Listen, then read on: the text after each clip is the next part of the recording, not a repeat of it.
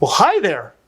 This is a bearded dragon, one of the best pet reptiles that you could possibly get. They really are amazing. There is a reason that they were featured in our first ever Clint Reptiles video, the top 5 reptiles for beginners. Our video on bearded dragons is the 5th most viewed video in our best pet reptiles series. You will see them in every pet shop. But I will also say that of all the reptiles on that list from our first video, bearded dragons were the one that I was most reluctant to include. They are possibly the most rewarding reptile on the list. Arguably the best pet reptile that you can get. But they do present far more challenges than anything else on that list. They need the largest enclosure, the most expensive lighting, their large, smelly poops are frequent, at least for a non-avian reptile, and they eat a ton of insects, especially as juveniles. If you don't have a thriving dubia roach colony, you probably don't want to get a bearded dragon. But they're also wonderful.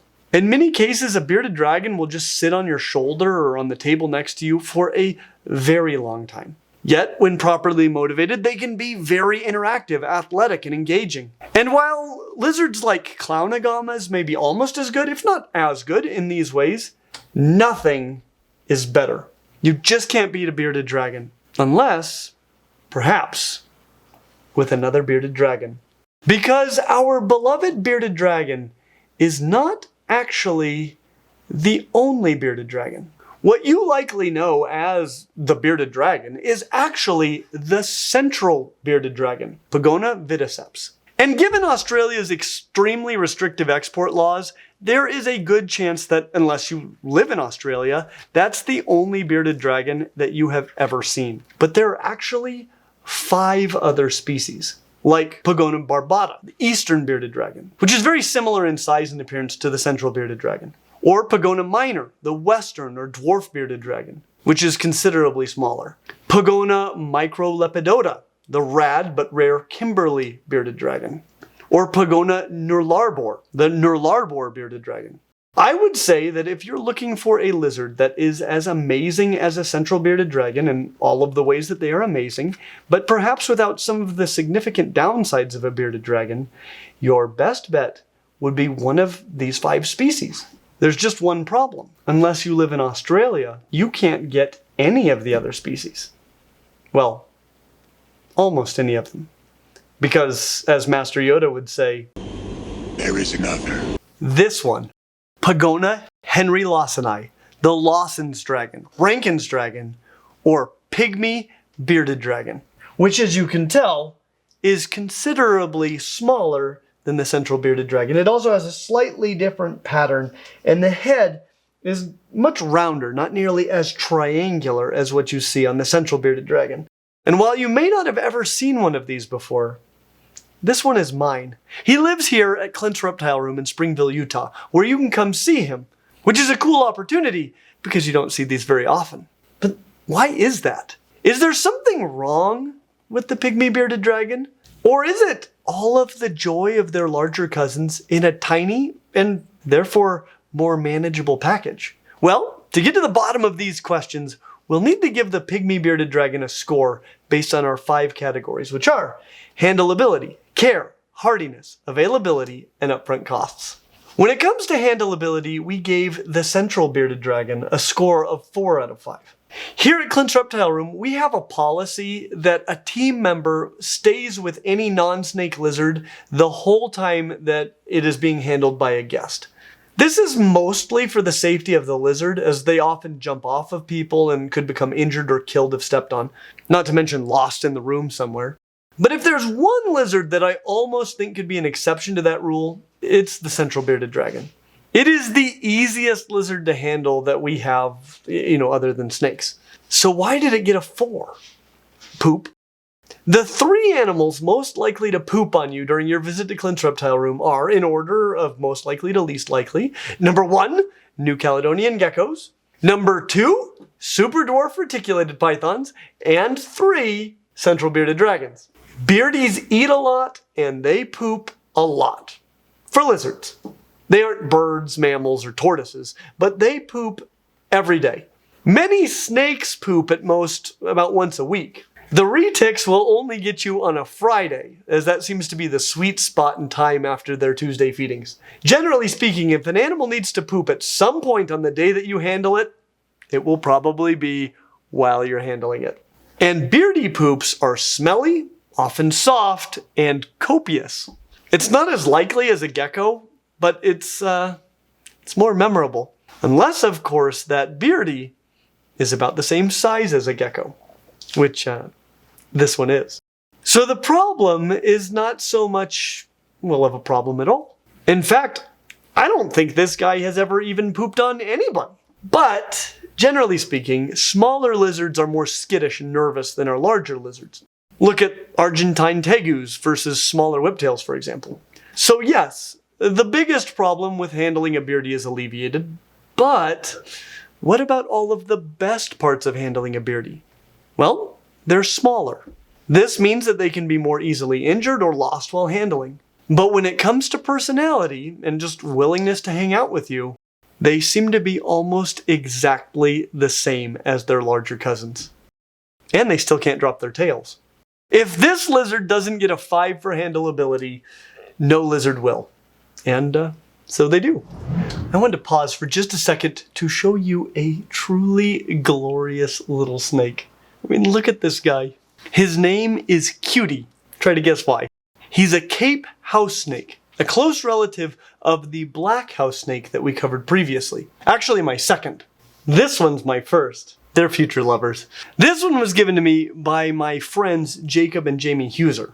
Well, I thought they were my friends until they gave me a stack of Who Would Win books to suffer through. Anyway, I'll be making a full video on these guys eventually. They genuinely might be the best pet snake. I really just want to get up to Pittsburgh to see Garrett Hartle of Reach Out Reptiles. He's like the OG of African house snakes. And you can thank Patreon for that video whenever it comes out. But Cutie here was sent to us by Bushveld Reptiles. And he is such a cutie and a beauty. And these are such great snakes that my wife Leisha decided that she wanted to keep him as her very first snake. Leisha is a wonderful and supportive wife, but she's only now realizing that she is herself an animal person and that she wants to keep a snake of her own, this snake. But there was one problem. She wants to keep this snake in our living room.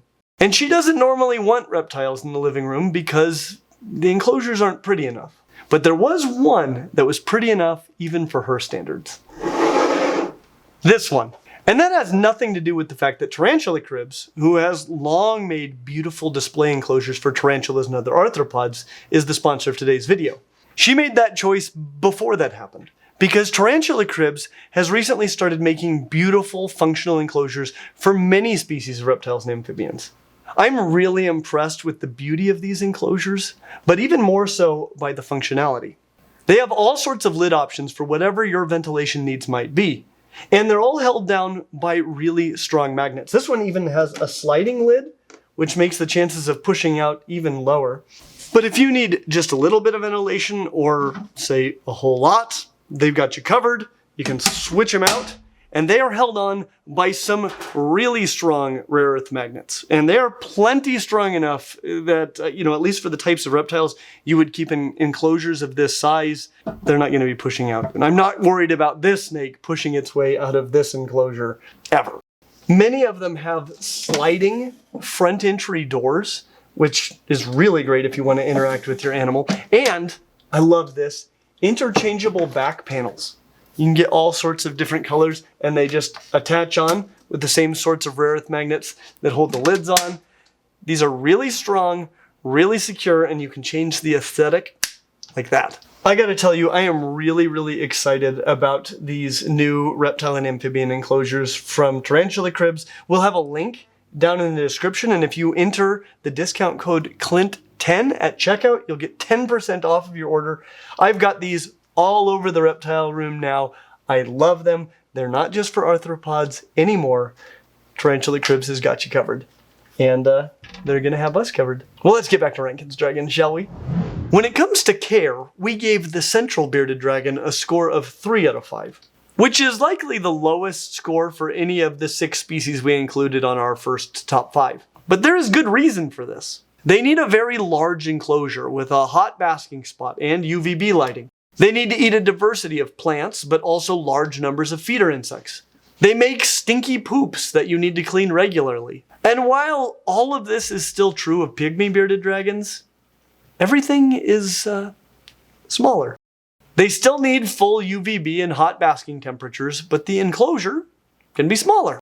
They still eat veggies and insects, but in much, much smaller quantities. This isn't a lizard that necessitates that you either breed your own feeders or have lots of money. When it comes to feeder insects, this lizard eats in a week what a central bearded dragon eats in a sitting.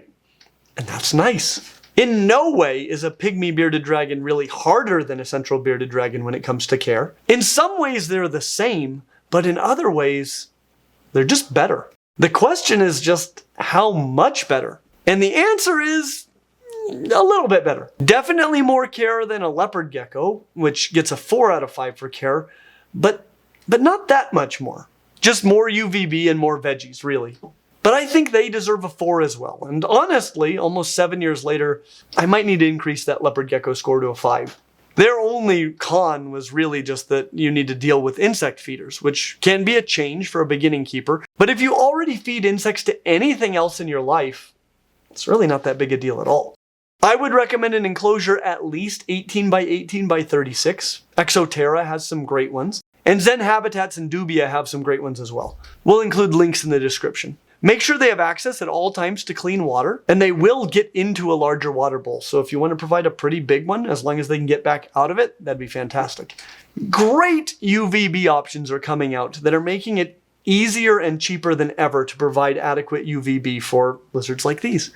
And make sure that they can climb to good basking spots. You don't want the whole enclosure to be super hot, that could kill them, but they need access to some hot spots to properly digest their food.